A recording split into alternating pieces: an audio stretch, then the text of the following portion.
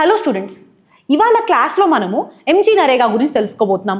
రీసెంట్గా న్యూస్లో ఏం జరిగింది అంటే వెస్ట్ బెంగాల్ గవర్నమెంట్ ఎంజీ నరేగాని ఇంప్లిమెంట్ చేయట్లేదు.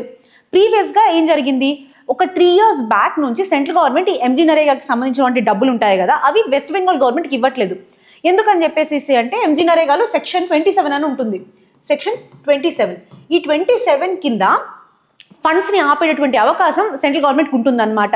ఎందుకని చెప్పేసి సెంట్రల్ గవర్నమెంట్ ఏమంటుంది అంటే వెస్ట్ బెంగాల్ గవర్నమెంట్ ఈ ఎంజీ నరేగా కింద చాలా కరప్షన్ చేస్తుంది, సో చాలా ఇష్యూస్ ఉన్నాయి, సో అందుకని చెప్పేసి మేము ఇవ్వట్లేదు అంటుంది అనమాట. సో దాదాపు ఎంత ఇవ్వాలంటే ఒక 3000 కోట్ల వరకు ఇవ్వాల్సి ఉంటుంది సెంట్రల్ గవర్నమెంట్ వెస్ట్ బెంగాల్ గవర్నమెంట్కి, కానీ ఇవ్వలేదు. సో అందుకని వెస్ట్ బెంగాల్ గవర్నమెంట్ ఏం చేసింది, ఈ స్కీమ్ని ఆపేసింది అనమాట కంప్లీట్గా.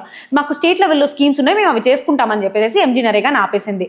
కానీ ఎన్జిఓస్ చాలా మంది హైకోర్టుకు వెళ్ళడం జరిగింది, దీన్ని ఛాలెంజ్ చేశారు స్టేట్ గవర్నమెంట్ ఆపగలదా లేదా అనే విషయం మీద. అయితే హైకోర్టు కూడా ఒక ఇంపార్టెంట్ జడ్జ్మెంట్ ఇచ్చింది నిన్న. ఏంటి అంటే ఎంజీ నరేగా ఏదైతే ఉందో అది లీగల్ రైట్, అంటే రైట్ టు వర్క్ యొక్క లీగల్ రైట్ అది.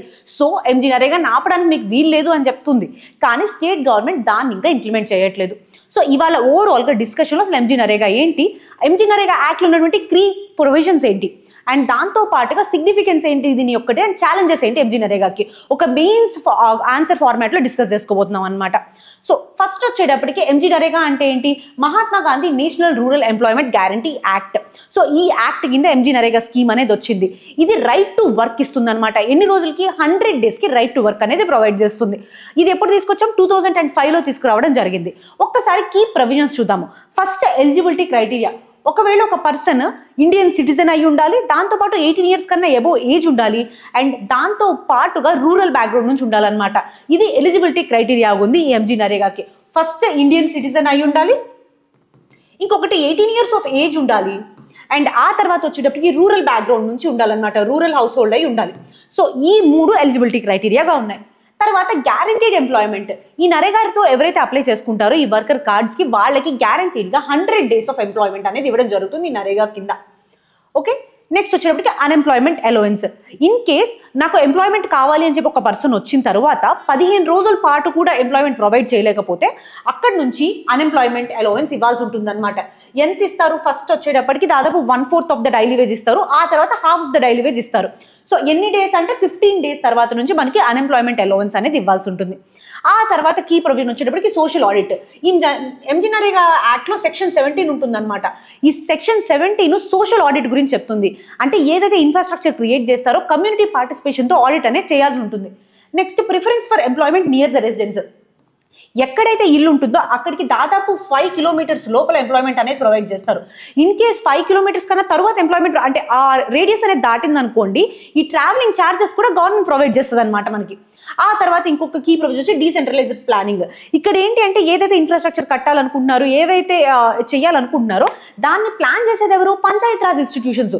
సో దట్ ప్లానింగ్ అనేది గ్రాస్ రూట్ లెవెల్ నుంచి జరుగుతుంది ఇక్కడ. Next payments are made on weekly basis, every week payment అనేది జరుగుతుంది, అండ్ దాంతో పాటు గ్రీవెన్స్ రిడ్రెసల్కి కూడా ఈ యాక్ట్లో అవకాశం కల్పించారనమాట. సో ఇవన్నీ ఎంజీ నరేగా యాక్ట్ యొక్క కీ ప్రొవిజన్స్ గుర్తుపెట్టుకోవాల్సినవి. నెక్స్ట్ ఒక్కసారి అసలు ఈ యాక్ట్ యొక్క సిగ్నిఫికెన్స్ ఏంటి అనేది చూద్దాము. ఫస్ట్ అండ్ ఫార్మోస్ట్ సిగ్నిఫికెన్స్, అసలు యాక్ట్ తీసుకొచ్చింది 100 days ఆఫ్ ఎంప్లాయ్మెంట్ క్రియేట్ చేయడానికి. ఫస్ట్ సిగ్నిఫికెన్స్ వచ్చేటప్పటికి ఎంప్లాయ్మెంట్ జనరేషన్స్ అనమాట. ఇక్కడ మనం చూసుకున్నట్టే దాదాపు 320 crore వర్క్ డేస్ని ఈ నరేగా యాక్ట్ తీసుకొచ్చింది. ఎంత, 320 crore వర్కర్ డేస్ని తీసుకొచ్చింది. సో దీనివల్ల రూరల్ ఏరియాస్లో ఎంప్లాయ్మెంట్ క్రియేట్ అయింది, అండ్ దాంతోపాటు ఎంప్లాయ్మెంట్ క్రియేట్ అయితే ఏమవుతుంది, వాళ్ళకి డబ్బులు వస్తాయి కదా, దాన్ని ఏం చేస్తారు, కన్సంప్షన్ చేస్తారు. సో ఎకానమీ థ్రైవ్ అవ్వడానికి బాగా యూజ్ అయింది అనమాట. నెక్స్ట్ మనకి ఎసెట్ క్రియేషన్. ఇక్కడ చూసుకున్నట్టయితే ఇరిగేషన్ కానివ్వండి, లేదా స్కూల్ బిల్డింగ్స్ కానివ్వండి, సో రూరల్ ఏరియాలో ఆ ఏరియాకి ఎలాంటి ఎసెట్స్ కావాలి అనేది తెలుసుకుని దాన్ని బట్టి ఎసెట్ క్రియేషన్ అనేది జరిగిందనమాట. మనం ఇరిగేషన్ ఇన్ఫ్రాస్ట్రక్చర్ చూసుకున్నట్టయితే దాదాపు 30 లక్షల వాటర్ ఇరిగేషన్ ఎసెట్స్ని కట్టడం జరిగింది. ఎన్ని, 30 lakh వాటర్ ఇరిగేషన్ ఎసెట్స్ని నరేగా కింద క్రియేట్ చేశారనమాట. నెక్స్ట్ ఇంపార్టెంట్ స్కీమ్కి వచ్చేటప్పటికి క్రైసిస్ మేనేజ్మెంట్. 2009లో డ్రాట్స్ వచ్చినాయి, అండ్ దాంతో పాటుగా పాండమిక్ వచ్చింది. మనం పాండమిక్లో చూసుకున్నట్టయితే చాలా మంది సిటీస్ నుంచి ఇళ్ళకి వెనక్కి మైగ్రేట్ అయిపోయారనమాట. ఆ తర్వాత కూడా వాళ్ళు ఎక్కువ మంది సిటీస్కి వెళ్ళలేదు. ఆ టైంలో, అలాంటి క్రైసిస్ టైంలో మేనేజ్ చేయడానికి ఎంజీ నరేగా ఎంప్లాయ్మెంట్ ఇచ్చింది అనమాట. సో స్పెసిఫిక్గా చూసుకున్నట్టయితే దాదాపు 13 crore వర్కర్స్ ఎన్రోల్ అయ్యారనమాట పాండమిక్ టైంలోనే. ఎందుకు, ఈ నరేగాలోకి ఎంప్లాయ్మెంట్ కోసం అని చెప్పేసి. నెక్స్ట్ మనం చూసుకున్నట్టయితే ఉమెన్ ఎంపవర్మెంట్. సో ఎవరైతే నరేగాలో వర్క్ చేస్తున్నారో మనం చూసుకుంటే ఎంత % ఉమెన్ ఉంటారు తెలుసా, 57% ఉమెన్ ఉంటారు ఇందులో. ఎంతమంది? 57%. అంటే more than half of the participants ఎవరైతే ఉన్నారో వాళ్ళు ఉమెన్ గా ఉన్నారు. సో ఉమెన్ ఎంపవర్మెంట్ కానివ్వండి, ఉమెన్ ఎంప్లాయ్మెంట్ కానివ్వండి, NREGA is playing a very crucial role. Next మనం చూసుకున్నట్టయితే రెడ్యూసింగ్ మైగ్రేషన్. అర్బన్ నుంచి రూరల్ నుంచి అర్బన్ మైగ్రేషన్ ఉంటుంది కదా, చాలా మంది డిస్ట్రెస్ మైగ్రేషన్ వల్ల, అగ్రికల్చర్ సరిగ్గా రాకపోవడం వల్ల రూరల్ నుంచి అర్బన్ మైగ్రేషన్స్ ఉంటాయన్నమాట. సో అలాంటి మైగ్రేషన్స్ ఇది ఆపగలిగింది. స్పెసిఫిక్గా మనం COVID-19 టైంలో ఒకసారి చెప్పుకున్నాం కదా, అదే కాకుండా ఛత్తీస్గఢ్ కానివ్వండి, ఒరిస్సా కానివ్వండి, ఎక్కడైతే ఈ నరేగా స్కీమ్ అనేది బాగా ఇంప్లిమెంట్ చేస్తున్నారో అలాంటి ఏరియాస్లో మైగ్రేషన్ అనేది తగ్గింది. అండ్ ఆ తర్వాత ఇంకొక మోస్ట్ ఇంపార్టెంట్ థింగ్ ఏంటి? Promoting gross root level democracy. ఇక్కడ మనం ఆల్రెడీ దాకా కీ ప్రొవిజన్స్లో చూసుకున్నాము, డీసెంట్రలైజ్డ్ ప్లానింగ్ చేస్తామని. అంటే ఏంటి? గ్రామ సభ కానివ్వండి, పంచాయత్ రాజ్ ఇన్స్టిట్యూషన్స్ కానివ్వండి, ఆ ఇన్స్టిట్యూషన్స్ ఈ ప్లానింగ్లో చేస్తాయన్నమాట. అంటే ఏ ఇన్ఫ్రాస్ట్రక్చర్ కట్టాలి అనేది. సో దీనివల్ల డీసెంట్రలైజ్డ్గా ప్లానింగ్ అనేది జరుగుతుంది and grass root level democracy అనేది ఇంకా ముందుకు తీసుకెళ్లబడుతుంది. అండ్ దాంతోపాటు సోషల్ ఆడిట్ లాంటి వాటి వల్ల కూడా local participation and community participation ఉంటుందన్నమాట. ఇది కీ సిగ్నిఫికెన్స్ మనం నరేగాకి చూసుకున్నట్టయితే. ఆ తర్వాత ఛాలెంజెస్ ఏంటి? సో ఇంత సిగ్నిఫికెన్స్ ఉన్నా సరే there is always challenges for any kind of government scheme. So ఇక్కడ మనం ఫస్ట్ ఛాలెంజ్ చూసుకున్నట్టయితే వేజ్ పేమెంట్ డిలేస్. అంటే ఇక్కడ మనం వీక్లీ పేమెంట్స్ ఈ యాక్ట్లో ఎన్షూర్ చేశాం కదా. అయితే ఇక్కడ మినిస్ట్రీ ఆఫ్ రూరల్ డెవలప్మెంట్ యొక్క డేటా ప్రకారం చూసుకుంటే దాదాపు 30% ఆఫ్ ద పీపుల్కి వాళ్ళ యొక్క పేమెంట్స్ అనేవి టైమ్లీగా రాలేదన్నమాట. 15 days దాటిపోయి పేమెంట్స్ వచ్చాయి. అండ్ దీనివల్ల ఏమవుతుందంటే original purpose of the act కానివ్వండి, ఇంటెన్షన్ ఆఫ్ ద యాక్ట్ కానీ దెబ్బతింటుంది. ఆ తర్వాత రెండోది బడ్జెట్. సో స్పెసిఫిక్గా ఎన్జిఓ సంఘర్ష్ మోర్చా అని చెప్పేసి వాళ్ళు ఒక ఎస్టిమేట్ చేశారనమాట. ఏమని? అసలు ఈ నరేగా ఇంప్లిమెంట్ చేయాలి అంటే ఇయర్లీ ఎంత బడ్జెట్ కావాలో తెలుసా? 1.2 lakh crores కావాలి. కానీ ఎంత ఇస్తుంది గవర్నమెంట్ ఆఫ్ ఇండియా? 60 నుంచి 70,000 కోట్ల వరకే ఇస్తుంది అనమాట. అంటే హాఫ్ ఆఫ్ ఇట్.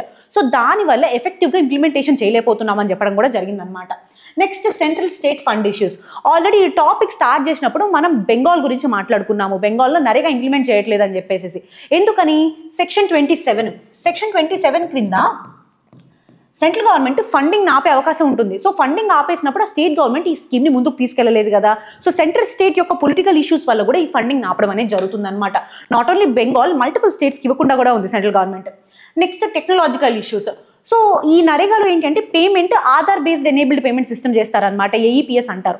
సో ఈ పేమెంట్ సిస్టమ్ వల్ల దాదాపు 1.6 crore బెనిఫిషియరీస్కి డబ్బులు అనేవి టైమ్లీగా వెళ్ళలేదు. అండ్ వాళ్ళు అసలు కంప్లీట్గా ఇనెలిజిబుల్ అయిపోయారనమాట.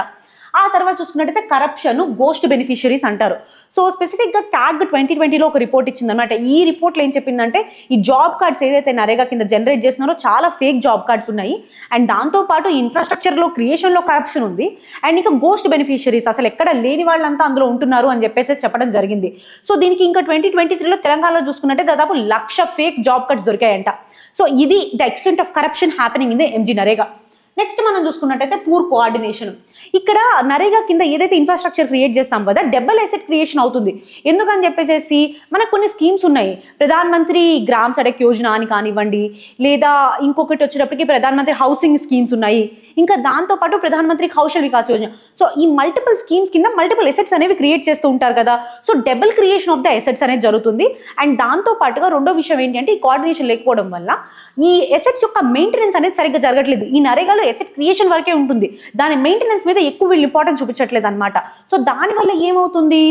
సో ఓవరాల్గా మనం ఏదైతే మనీ పెట్టామో అది లాస్ అవ్వడము, అండ్ ఇంకొకసారి మళ్ళీ అసెట్ క్రియేట్ చేయాల్సి రావడం అనమాట. డబుల్ క్రియేషన్ ఆఫ్ అసెట్స్ అంటారు దీన్నే.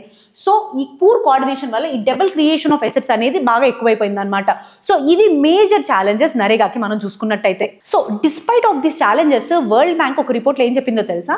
MG NREGA is a stellar example for rural development అని చెప్తుంది అనమాట. వరల్డ్లోనే వన్ ఆఫ్ ద బెస్ట్ స్కీమ్గా చెప్పింది MG నరేగా అని వరల్డ్ బ్యాంక్.